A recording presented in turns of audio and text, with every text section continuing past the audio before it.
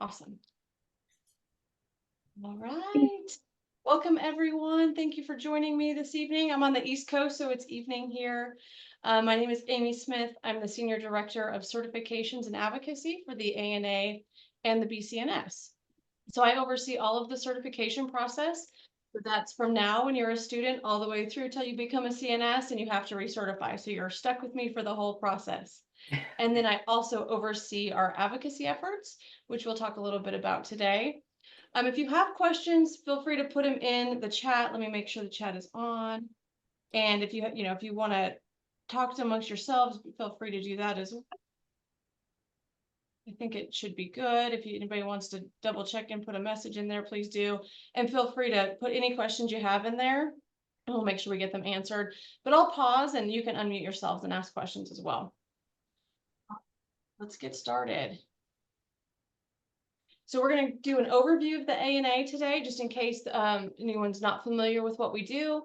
We're going to talk about the CNS in really deep detail, and then we're going to touch a little bit on advocacy.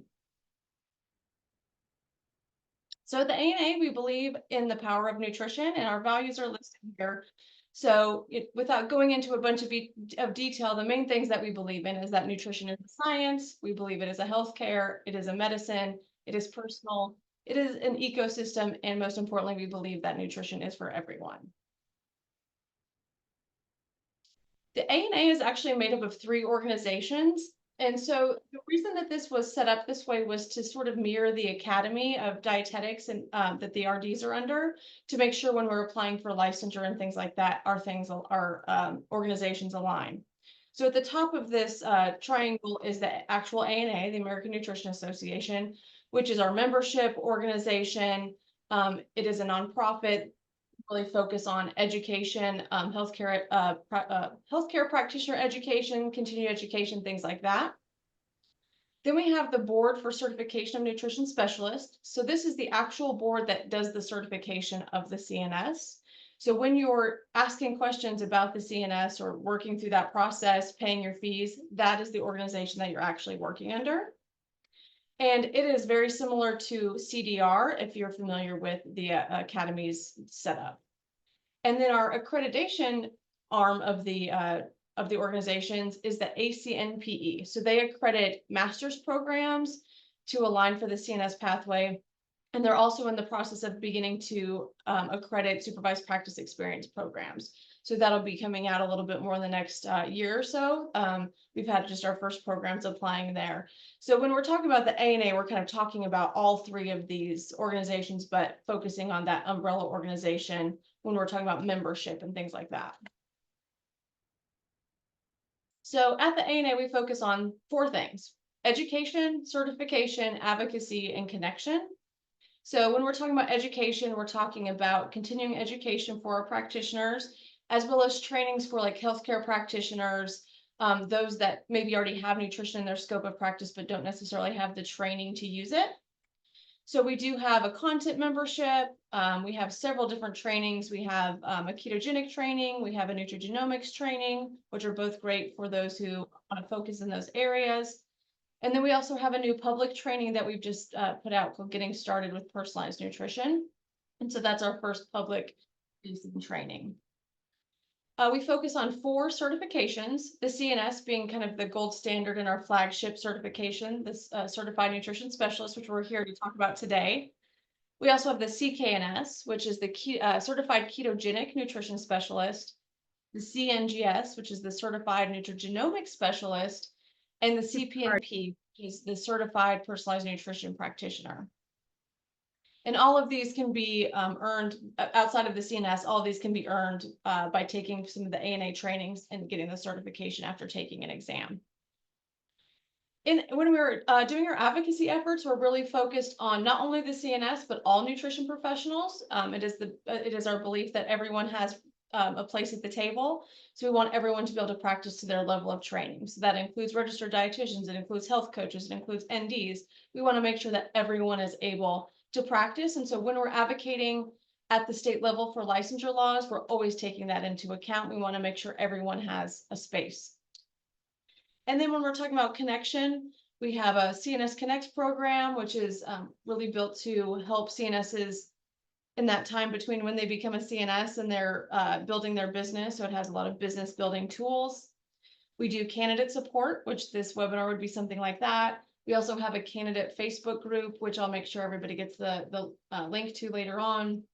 We have a student membership as part of our content, and we have networking and events. A little bit about the ANA membership. So if anyone was a member prior to last year, we used to have a basic membership. It didn't have a lot of benefits, a lot of frills to it. So we've kind of switched it up a little bit starting in 2024. So now we have what we call the CE content membership. So once you become a CNS, of course, you have to have CEs to recertify. So that was kind of the idea behind this, is we wanted to make sure our CNSs could get all of the CEs they need from us at a very reasonable price and at a pace that they could that was easy to do.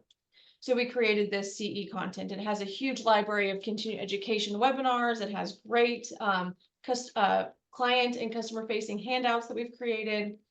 You get access to our journal through that. And we also have student pricing. So the student pricing does not include CEs because of course you don't need them quite yet. So it's a little bit cheaper.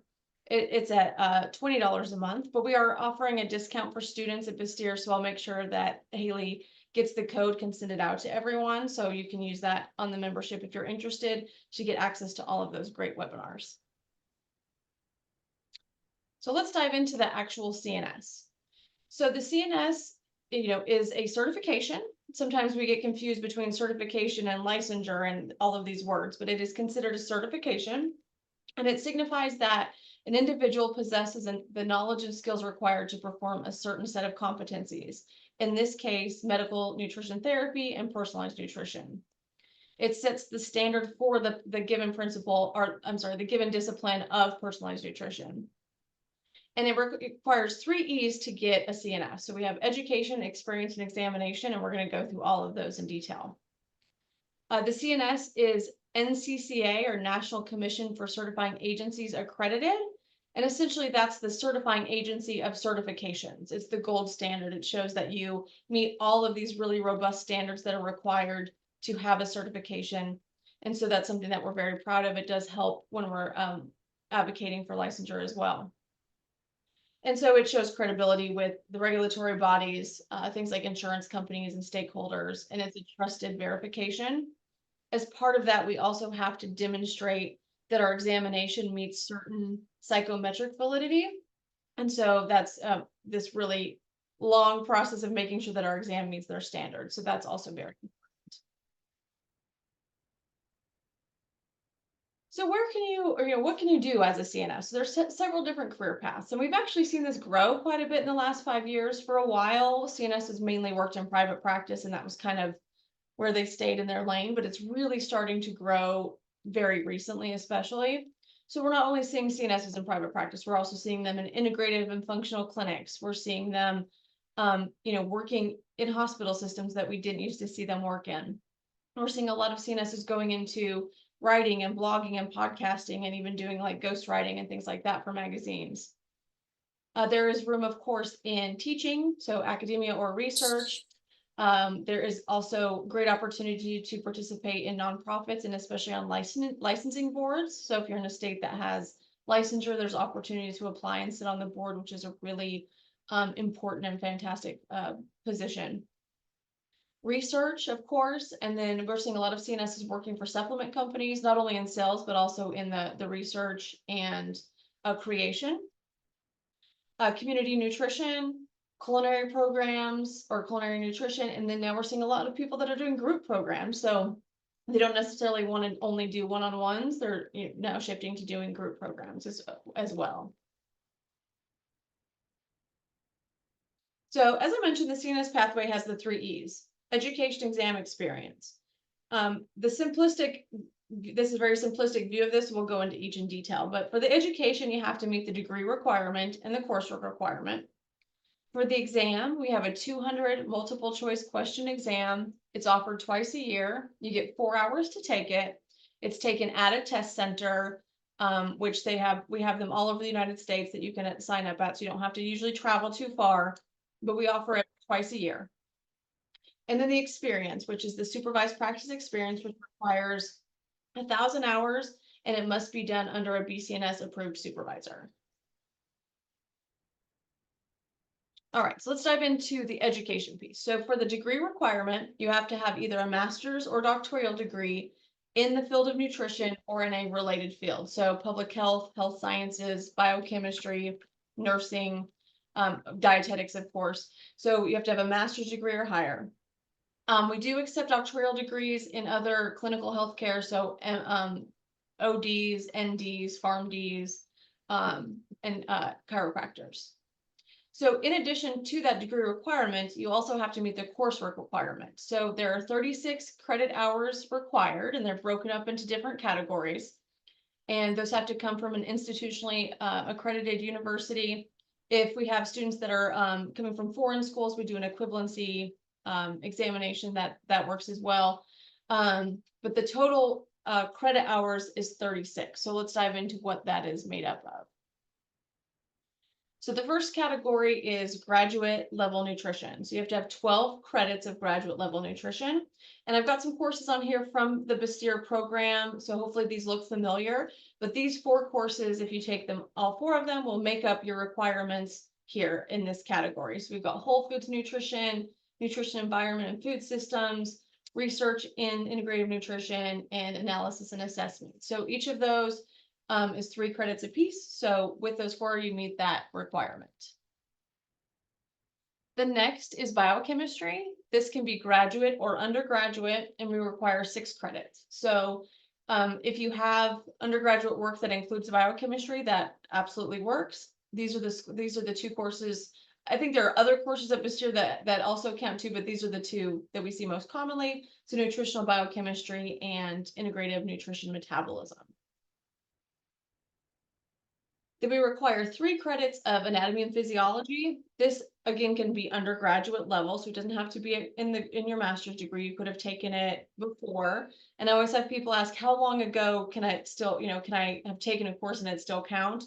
As long as we can get the transcript, there is no time limit. So if you took an undergrad course several years ago, and it can still be counted. But particularly in the program, human physiology for integrative nutritionists counts in that category. Then we have the clinical and life sciences category. So this again can be undergraduate. It's again 12 credits.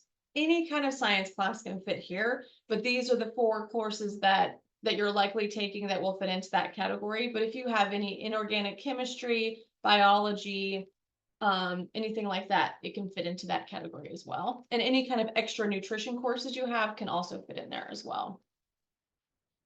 And then the final category is behavioral science. So this can also be graduate or undergraduate, and we require 3 credits.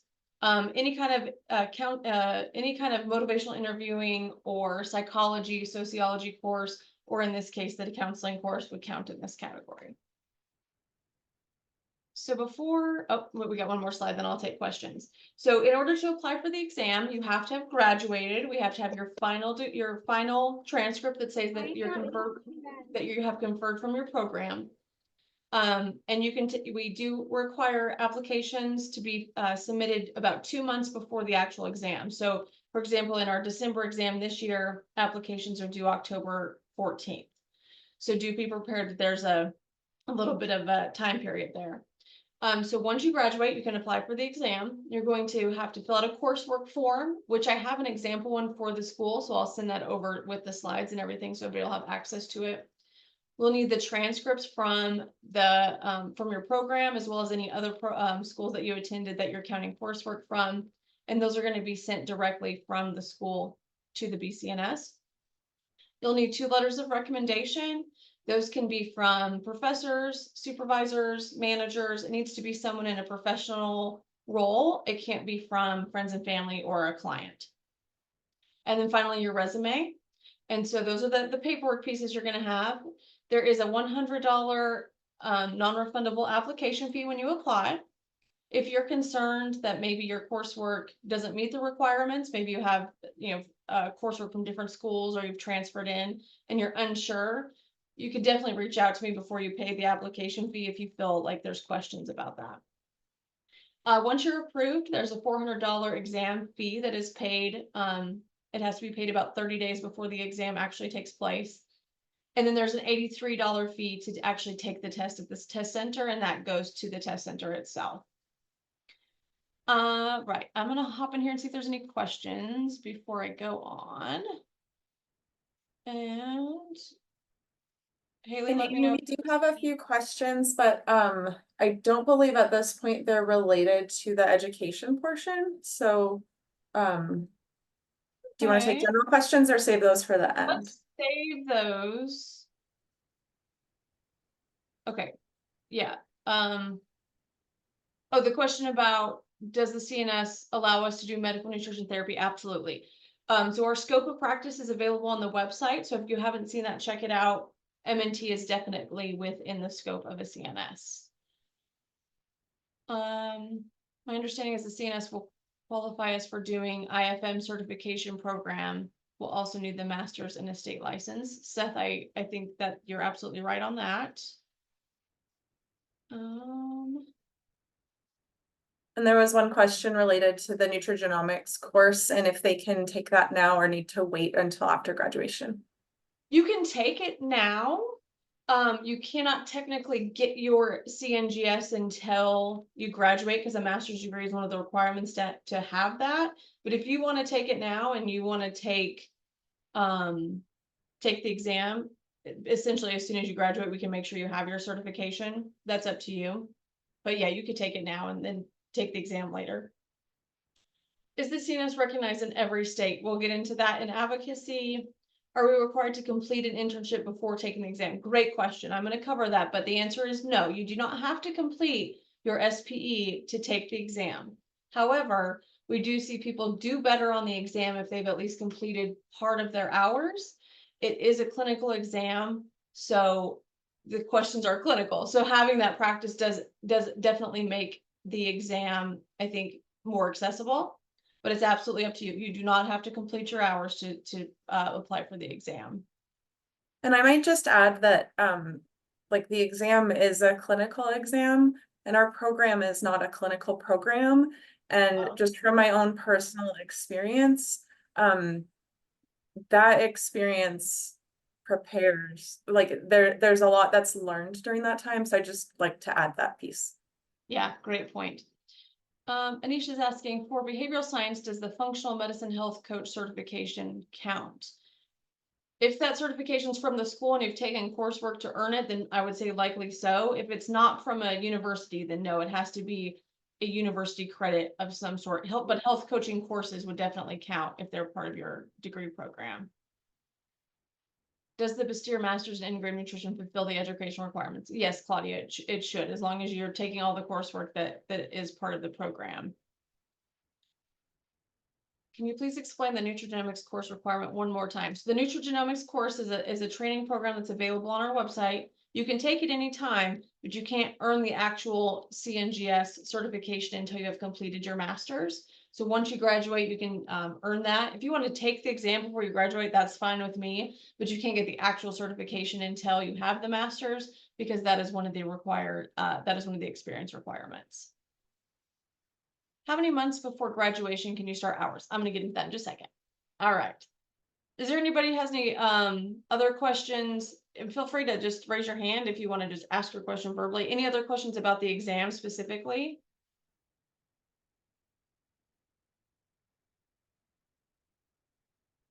All right, great. And if you're worried about the letters of recommendation, it doesn't have to be from like a bot, an employment bot, like an employer or a manager. It can be from any professor. It could be from any professor you work with within the program. Once you get your supervision started, your supervisor can write the letter of recommendation. Don't feel like it has to be like an employment letter of recommendation. It can be from someone you've worked with at the academic level as well. All right, let's move on. Okay, so let's talk about the supervised practice experience. So there are 1,000 hours required.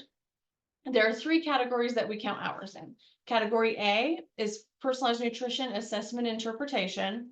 Category B is personalized intervention, education, counseling, and ongoing care. And category C is personalized nutrition monitoring and evaluation. In each of those three categories, there is a 200-hour minimum required. Okay, so that's 600 hours if you get the 200 hours in each category. The other 400 hours can be in any category. Also, time with your supervisor counts in that extra 400 hours. Okay, so you've got 600 hours required, 200 in each category. The other 400 can be in any category, and time with your supervisor. We do require that you use our tracker to track hours. And so if you're unfamiliar with that, it's on the website. On the forms page, there's some tutorials on how to fill it out. If you've already started your hours and you don't have that tracker, please get it immediately. The supervisor that you're working with should have, should be used to using that tracker. So just make sure you are using it from the very beginning. The goals of the SPE are to address the SPE competencies, and if you're not familiar with those, they're on the website and also built into that tracker. But these competencies are related to MNT, they're related to personalized nutrition assessment, and they're related to monitoring and evaluation.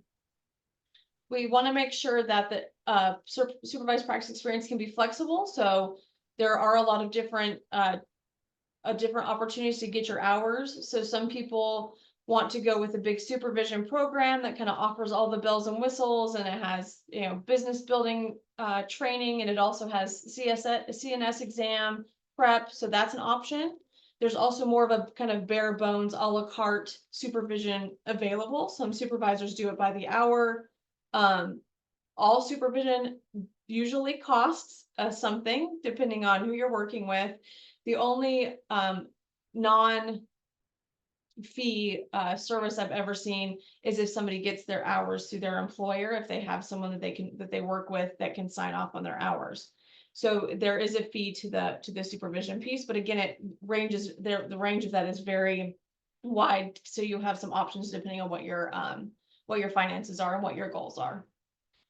And then most importantly, the SPE is created and tracked in a way that meets licensing statutes and regulations. So when you open the tracker and you're like, oh my gosh, this is crazy, it's overwhelming. Please know that we built that tracker so that it meets the requirements of the hardest state to get licensed. So right now, North Carolina requires the most paperwork to be licensed.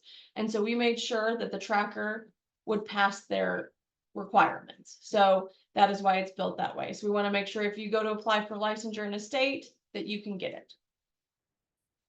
As far as timing, you can start your hours once you've matriculated, and matriculated means begin or enrolled in your degree program. Sometimes people get matriculated and graduating a little and conferred a little mixed up there. So once you're enrolled in your program, you can start your SPE. You have up to 5 years to complete your SPE after you pass your CNS exam. So that's the only time requirement. So if you take the exam, as soon as you graduate, you need to make sure you finish your hours within 5 years. And you can multiple venues and supervisors. So just if you pick a supervisor in the beginning, you don't have to stick with them the whole time. We also have some supervision programs that offer lots of supervisors in one spot. So that's also an option as well. But you do definitely want to make sure you're getting a variety and working with different people, especially if they have different specializations that you want to focus on. So I'm going to dive really deep into the hours, and I hope I don't lose anybody. This is a ton of information, but don't worry. Don't stress about this a whole lot now. I just want to make sure you have all the details you need, but we can definitely provide more information later. So there's two different types of hours. There's direct experience, which we require at least 750 hours of. Direct experience happens when you become more experienced. It happens when you're working directly with clients or groups of clients.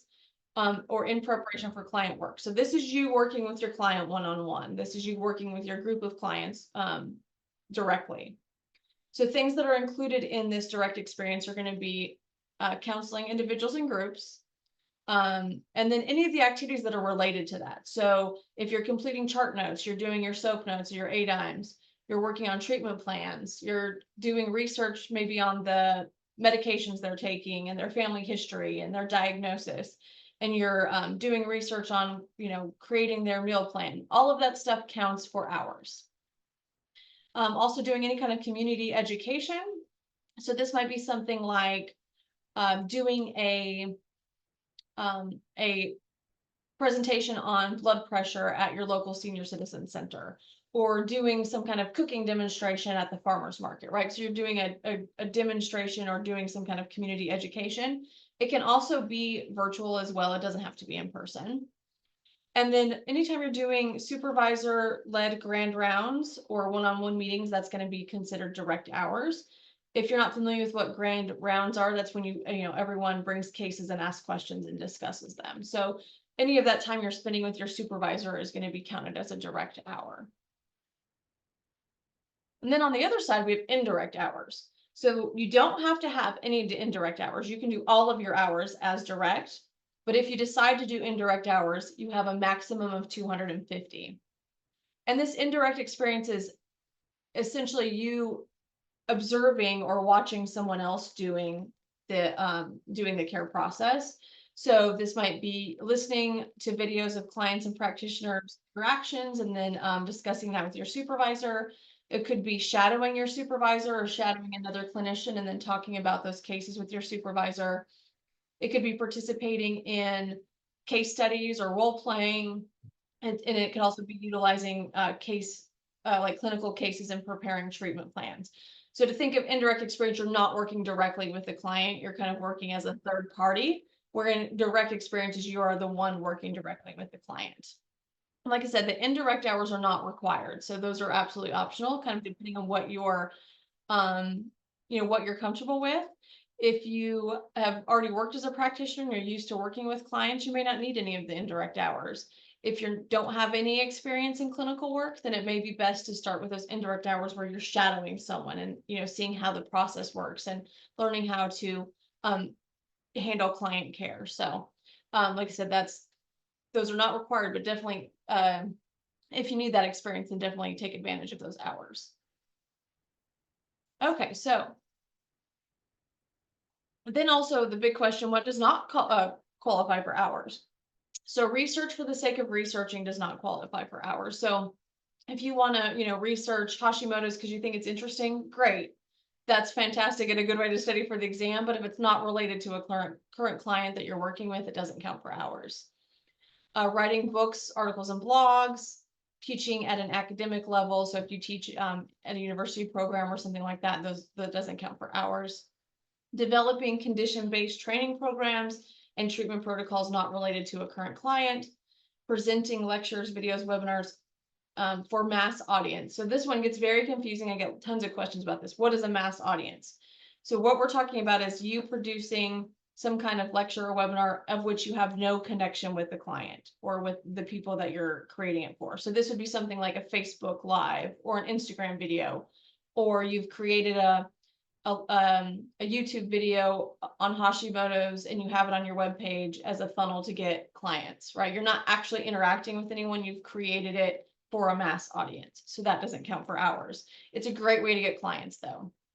And then watching any kind of educational lectures, videos, or webinars, again, just for the sake of watching them, does not count. So we mentioned before the 3 different types of hours, and I don't want to get too deep into this, but just kind of tell you what we're talking about there. So category A is assessment interpretation, and think of A, assessment, right? So this is that initial consultation with that client. This is you assessing them. So it might include a discovery call for you to assess whether they're going to be the right client for you and you're the right practitioner for them. It's going to be after they turn in their intake forms and you're looking over them to see what kind of medications they're on, and maybe they sent you lab work and you're assessing that, and you're having that initial consultation with them. Maybe it's 60 or 90 minutes and you're having that initial piece of the puzzle where you're actually assessing things. You're looking at lab markers, stuff like that. So think of A, assessment, that initial consultation. And it's going to be anything that has to do with that session. So taking the SOAP notes and reviewing the intake forms. Category B is intervention, education, and counseling. So think about this as what you're doing between that initial consultation and that follow-up. So you're creating a treatment plan for them. Maybe you're making a diet plan. Perhaps you're putting together a handout on sleep for them.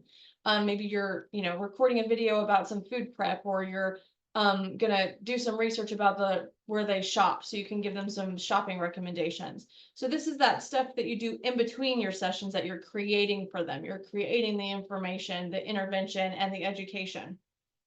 The other thing that counts in category B is community education. So if you're doing that webinar on blood pressure, or you're doing your, at your local senior citizen center, that would count for category B because it's part of education.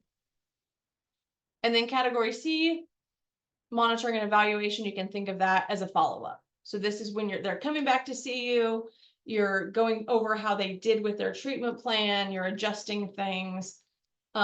It's that kind of ongoing care piece. Usually category C is the hardest to earn, which is why it's, kind of crucial to make sure we keep clients for multiple sessions so you can get those category C hours. But it's that follow-up piece. Someone always asks me, well, what happens if they bring lab work to their follow-up? Is that category C or category A because it's assessment? It doesn't really matter, you can choose, but I usually say if it was a follow-up, I would count it in category C if you're lacking those hours. But you could argue that, reassessing new lab work is category A. And so there's a little bit of a gray area there. But if you're having a hard time getting those category C hours, I would keep it there for sure. Okay, how do you find a supervisor, right? That's always a big question. So we have a list of supervisors that are approved, that have already been approved. And so if you need that list, you can email us and I'll make sure you have the email address before we sign off today. On that list, they are listed by the state that they live in, but I've also added a column for the states they're licensed in. So they don't necessarily have to live in the states that they're licensed in. So you're going to want to pick a supervisor based on your state. So if you live in a state that requires a license, you will need a supervisor that's licensed in that state. So we'll get into that in, a little bit deeper in a minute, but just kind of think about that when you're looking at the supervisors. Some of the larger supervisor groups, so like a clinician's incubator or a nutrition herbal and collective, they have multiple supervisors licensed in multiple states. So oftentimes they can kind of accommodate anyone.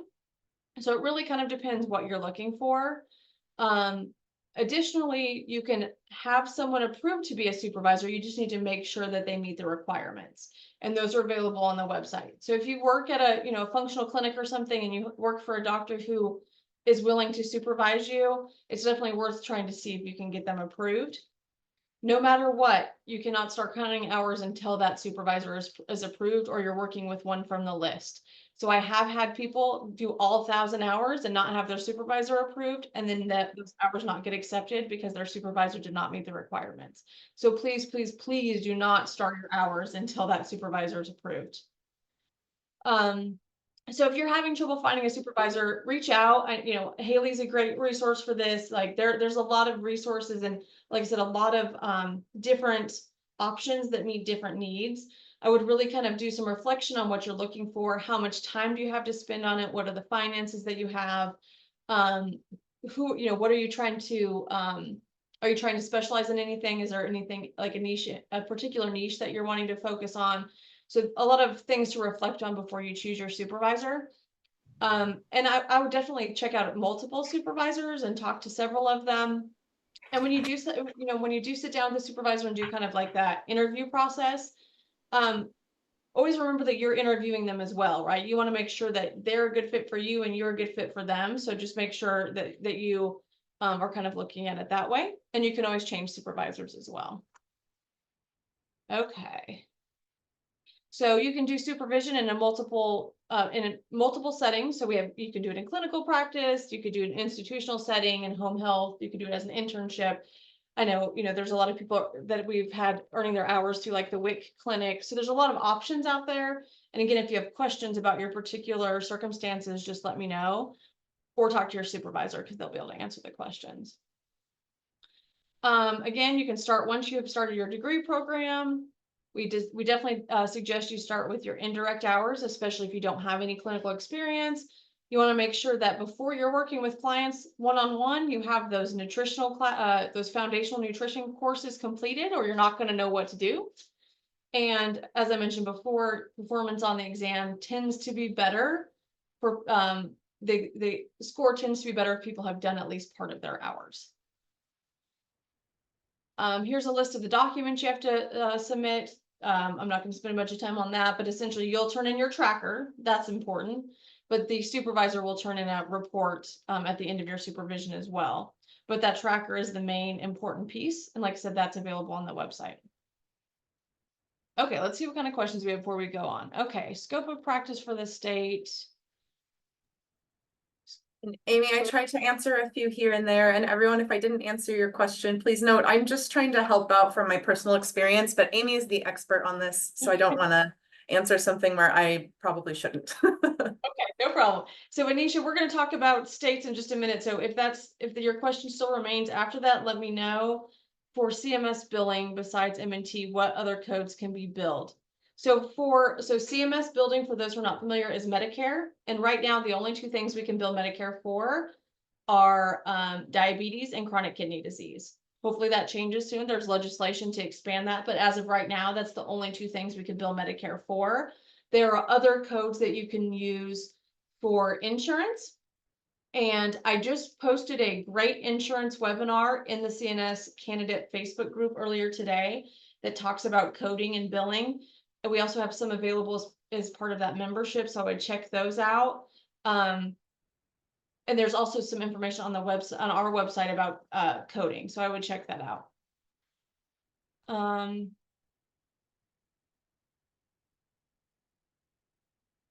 Did we get any hours from the master's program? Haley, I don't believe so. There's no direct client experience. It's not a clinical program. There's not a community teaching element. So I don't believe so. If someone wants to correct me at some point, that's fine, but. Okay, I wasn't aware of any, so. I can jump in here, Amy. Yeah, that's correct. We do not include any hours in the program. Okay, thank you so much. Who qualifies as a supervisor? Okay, so the supervisor has to be a CNS or an RD. If they are not a CNS or an RD, they have to be have a doctoral level degree. So a MS, an MD, a DO, an ND, or a DC.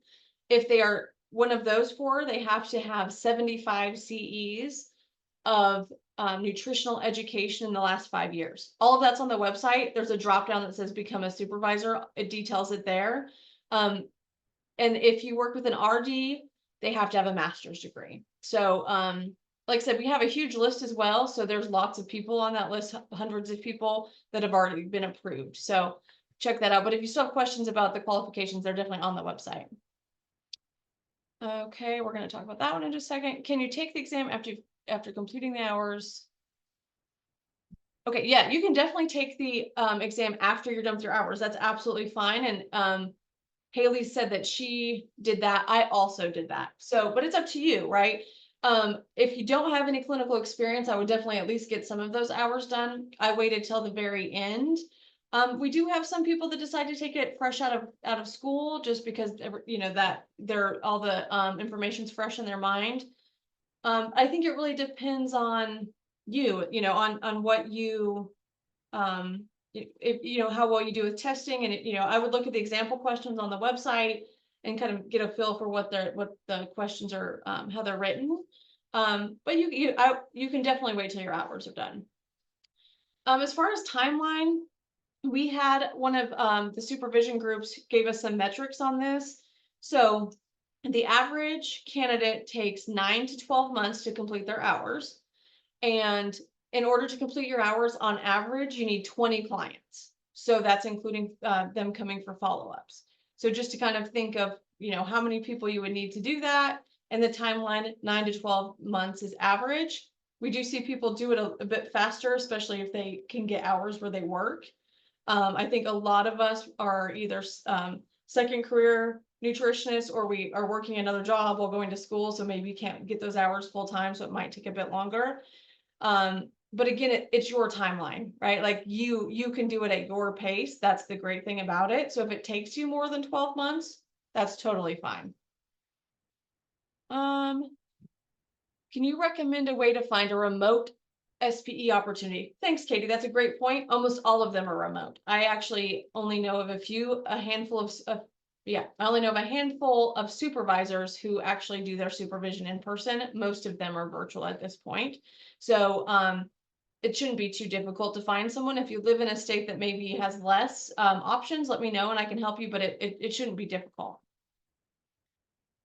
And so how do I find a supervisor around my area? Definitely get the list because it's going to help you know who is in your area or who's licensed in your state. Would a nutrition talk at a gym be considered mass audience, or would it count as indirect hours? It would actually count as direct hours, and it would not be considered a mass audience because you're connecting with those people, right? In that moment, you're talking to them and they are your clients, right? Even if they don't have intake paperwork and you're not meeting with them one-on-one, in that moment, they are a group that you are talking to as your client. So it would not be considered mass audience. You could count it as hours. And that's a great way to get clients, right? Is do a talk at the gym and then maybe do a Q&A after. So they're really getting a feel for who you are. And then maybe they'll come on as clients. For indirect hours, do attending conferences with IFM or other institutions count? They do not count. So going to conferences will not count for hours for your SPE. Once you graduate, once you become a CNS, they'll of course count for CEs, but attending conferences does not count for SPE hours. Could you recommend any credible companies that hold a CNS SPE program? Yes, get the list from me because the list has programs on there and everyone who's on that list has been vetted and approved. There's several on there that are larger programs that kind of offer like I said, all the bells and whistles. Clinicians Incubator is one of them. The Nutrition Herbal Collective is another one. Nutrition Collaborative. So get the list. There's several of them on there, but I'll get you my email at the end. Oh, the second one I mentioned was the Nutrition and Herbal Collective, and they're on the list as well. Oh, Haley already answered that. Thanks, Haley.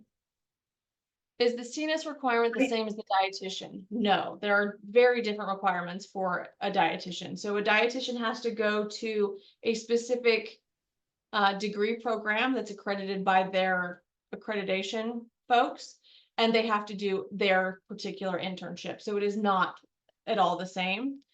If you are an RD or you're doing an RD pathway and you're interested in doing both, I would recommend getting your RD first and then coming over and getting your CNS, because we do count an RD's internship for their hours. So that is definitely a possibility, but the actual pathways to being a dietitian are much different than becoming a CNS. Amy, I might also just mention, and Dr. Bruce Moline put this in the chat, that it's not just in terms of kind of these additional credentials that someone can work towards after graduation, but also the schooling for becoming a dietitian is quite different. And this MSIN program is not a dietetics program. So if you have questions about that, please reach out to Dr. Bruce Moline. Perfect. Thank you, Haley.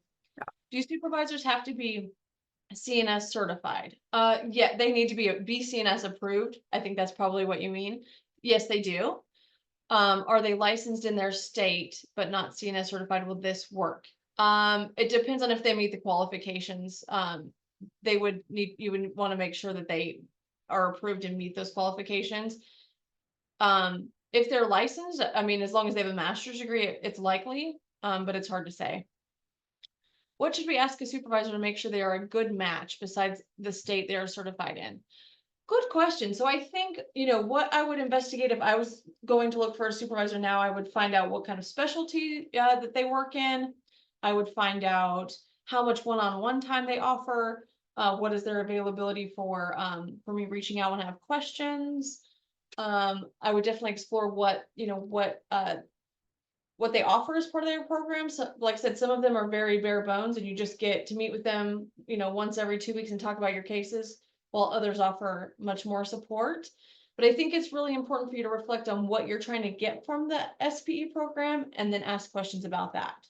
So if you're looking for, maybe you're interested in sports medicine and you just really want to work with somebody who focuses on that, that would be, something to take into account, something like a specialization like that.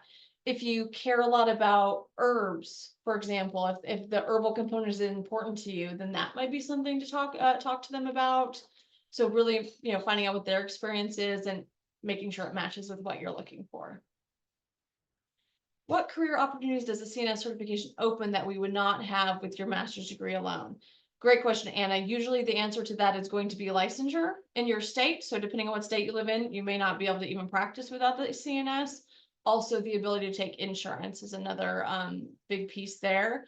I think, having any kind of credential shows validity and shows that you know what you're doing. And so the CNS is meant to be one of those things to show that you are a professional that kind of above and beyond just the master's degree. So I think, I think there's a lot of different levels to that question, but depending on what state you're in, you might need the CNS to even be licensed. The other thing I want to mention, which we're going to get into in just a second, is, you have to, for telehealth, you have to be licensed in the state you're in and the state that your client's in. So, for example, I'm in Virginia. There's no licensure requirement in Virginia. But if I want to work with a client in Maryland, where there is a licensure requirement, I have to hold that license and I have to be a CNS to do it. So the CNS opens up the pathway to get that licensure in many states. There's so many questions. I want to get to the advocacy real quick and then make sure we don't run out of time. So I'm going to, a lot of them look like they're, really state specific. So I'm going to ask if you have something state specific, please send me a follow-up question and we'll get it answered. Okay. So I'm going to go through these slides real quick and then see what else we've got in there. Okay, so from the advocacy standpoint, the ANA really focuses on state and federal level issues. But most importantly, we focus on licensure for CNSs. So, and like I mentioned earlier, when we're focusing on licensure, we're also ensuring there's adequate exemptions for other practitioners in there as well. So let's talk a bit about actual licensing, because I think that that question's coming up here a lot. So of the 53 U.S. jurisdictions, so that's the 50 states, DC, Guam, and Puerto Rico, CNSs can practice some level of personalized nutrition counseling in 46 states. So when I say some level, some states that's general education, general nutrition education, which is, providing a more general approach to nutrition. In some states that is medical nutrition therapy. Medical nutrition therapy is the use of nutrition to treat disease. So if someone comes to you with a diagnosis and you're treating that with nutrition, that is considered medical nutrition therapy. If someone comes to you with no diagnosis and they just want to become more healthy, that's probably more likely going to be considered general nutrition care or general nutrition education. So that diagnosis is the kind of the key that really turns the MNT piece on. So you're treating disease and disorder with nutrition. So 19 states currently have a pathway to licensure or certification, and there's a few remaining states that have outdated laws. So for example, there's about 6 or 7 states that we can't practice in. Tennessee is one of them. Iowa is one of them. And those laws are just outdated. We're always trying to work to get them updated, but sometimes that's not that easy. So there are still a few states where we haven't been able to get that work done. So there's usually two different types of licensure. There's an exclusive scope. There's exclusive scope, which is most of your licensed states. So this means that a license is required to practice MNT. So examples of this are North Carolina, North Dakota, Maryland, Florida, Delaware. New Jersey is on the pathway of getting licensure. So these states require you to have a license to practice there. There are sometimes exemptions, or there are sometimes called exceptions, depending on the law. And sometimes that allows CNSs to practice in states where the law is not clear that we can practice there as a CNS. So a great example of this is Georgia. So in Georgia, we're able to practice under an exemption for master's degree, for having a master's degree in nutrition. So in some states, we have to work in those exemptions. There are also non-exclusive scope states. So these are states where licensure is considered optional or voluntary. So you don't have to have a license to work there, but the benefit of having the license is, of course, showing that you have it, but as well, you can take insurance.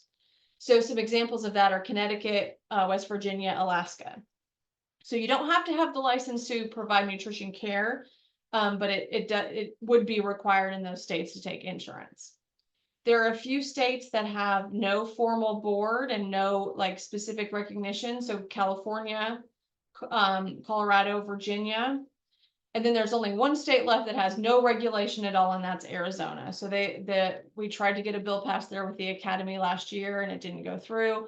We're expecting it to be presented again this year. But right now, Arizona is the only state that has no regulation of either dietetics or nutrition. So here's just a quick kind of list. This is not all inclusive, but it kind of gives an idea. So the ones on the left, you're going to have a license into practice. So if you live in one of those states, you need to find a supervisor that is licensed in that state to do your SPE. Okay. If you live in the states that are on the right, so Alaska, Connecticut, New York, Massachusetts, there is no licensure required to practice there. So while it's probably a good idea to get it, when you're looking for a supervisor, they don't necessarily need to be licensed in that state. But as I mentioned, if you're doing telehealth, you need to be licensed in the state you're located and the state that your client's in. So while I'm in Virginia and I don't have to have a license, if I want to work with anyone in any state in that left column, then I have to have a license there. There's some there's some links here that'll be on the slides of some links on the website. There's some tools on there, but of course, let me know if you have any questions. And I'm going to put that email address in the chat here. Let me see what other question that we have while we've got a few minutes. Okay, so Amy, can I ask you to touch on a high level one before you dive yes, into the questions? absolutely. Just because I think I might help clarify some of them. And that is like just on how CNS is different than the actual licensing or credentialing. Sure, yeah, good I think point. there's some So confusion there. yeah, so a CNS is not a license. A CNS is a certification that opens you up to get licensed. So in most states that require licensure, you either are going to have a CNS or an RD to get there. So the CNS is not a license. It does have a scope of practice, but it is not the actual license you would need to practice in the states that require a license. So there is a difference there, right? Usually, a license you're applying through the state. There's certain requirements that you have to meet, certain CEs that you have to uphold to keep that license, but you're getting it through that state, not through us. You get your CNS first, and then you apply for licensure in that state. Before I forget, I'm going to put a couple of links in the chat, and then I'll answer some more questions here.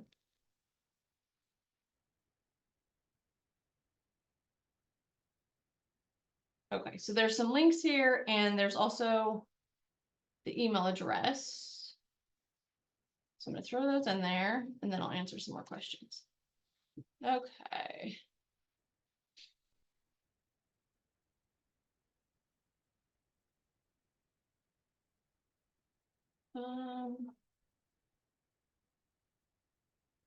Okay, so there was a question about, here we go. I currently live in Florida, but will live in Washington State and Florida in the next few years. How do I approach this? If you live in Florida, you will need to get licensed in Florida. You're going to have to work with a supervisor that is licensed in Florida. Most of the large supervision groups have someone that on staff that is licensed there. But when you get the list, just look and see in that column that you find somebody who's licensed in Florida. So you definitely will need that. Washington doesn't have a requirement. So the Washington piece doesn't really matter. It's going to be the Florida piece. Okay, Adriana, I'm so confused between the CNS and the dietitian.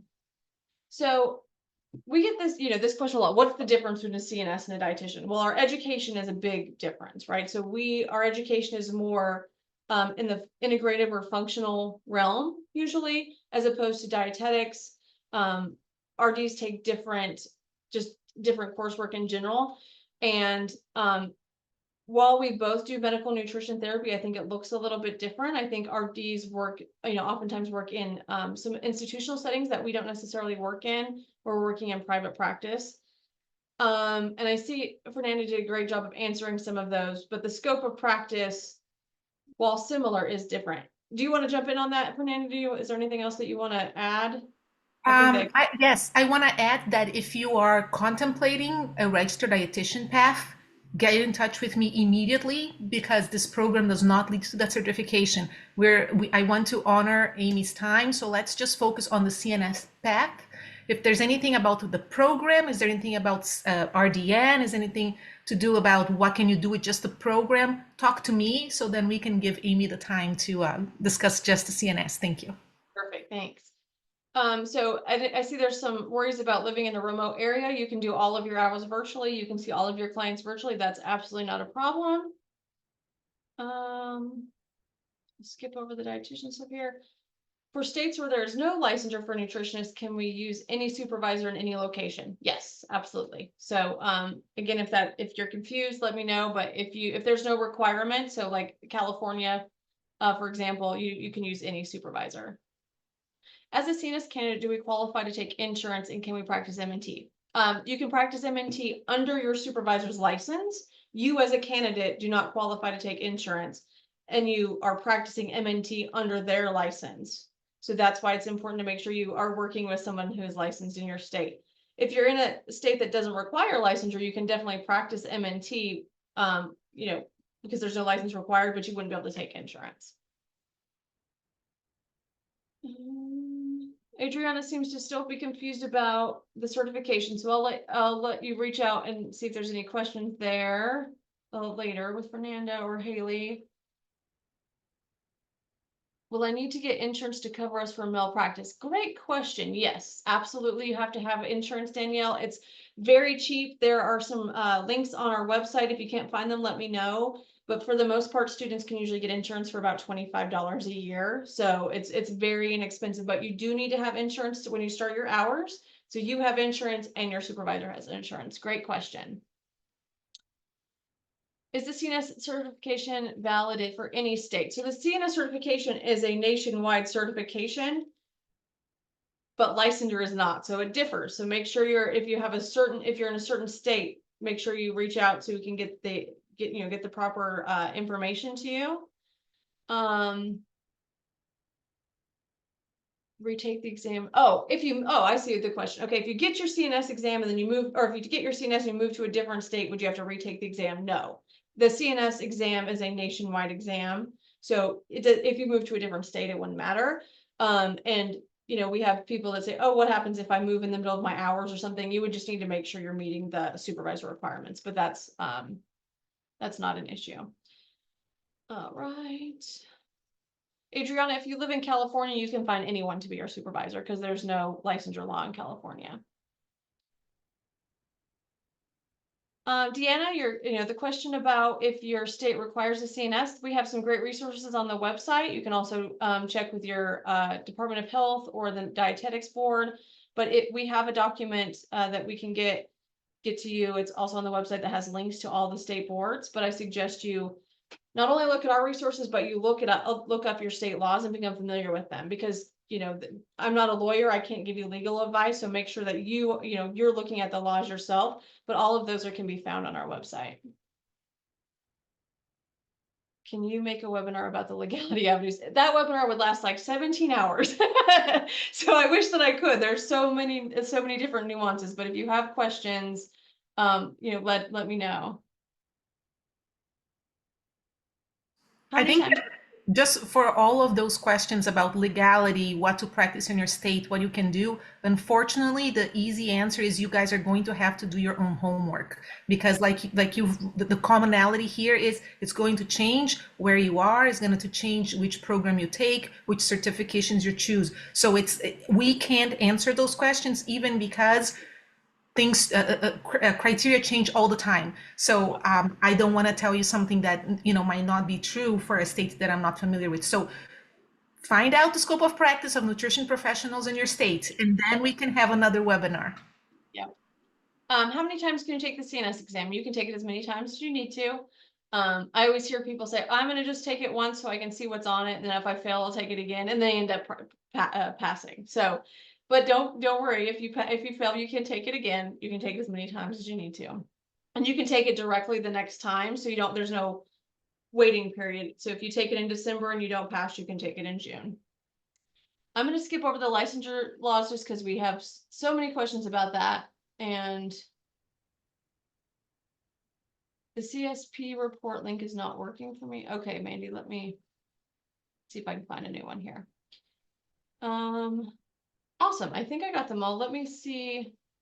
The CPE report link is not working. Let me get you another one here real quick. And then if that is it, can I have a brick and mortar? Adrienne, I'm not sure if you mean like for your own practice. If you're asking if you can have your own brick and mortar, yes, absolutely. You can do virtual or brick and mortar. Do you pay the CNS exam every time you take it? Oh, good question. No, the retake fee is $200. So if you pass, I'm sorry, if you fail and you have to retake it, you don't have to pay the full amount again. You pay $200 to retake the exam.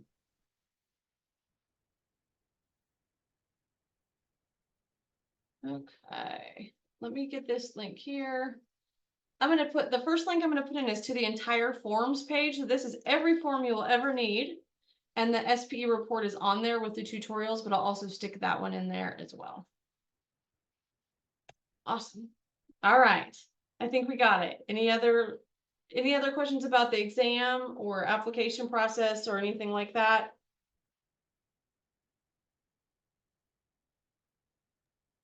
Awesome. I think I saw a question about continuing education, and I believe for the CNS, it's 75 units every 5 years. Is that correct? Absolutely right. Yep. And if you become a member of the CE content subscription, we provide up to 3 new CEs a month, plus there's about 200 already in there. So you'll have no problem getting those if that's one of the, there's also conferences and things like that. I don't have a link for the supervisors. If you need a supervisor list, it changes like weekly, so I don't have a static link. But if you need a list, please use the email address that I put in the chat. I do want to mention a couple of things. I think that a lot of students get very confused and very worried about acquiring the supervised practice. Make sure that you are accepted into the CNS program, that you are applied, that you are a CNS candidate before you start trying to accrue hours. That's an important thing. And I also want to remind everybody that Dr. Murphy, thank you for joining us, but Dr. Murphy is an approved supervisor, so she can also probably, answer some questions, or who knows, maybe even take some students under her wing. And if there are no further questions, I know that probably are many, many questions, but we just want to thank you, Amy, so very much for being here, spending time with us. This is a really hot topic. Everybody has many, many questions and aspirations. Thank you, Haley, for coordinating and making this happen. Really, really appreciate it. And if there are other questions, send them our way, and we will make sure we get them to Amy. Okay? Awesome. Thank you all so much. Have a wonderful weekend. Thanks, everyone. Thank you.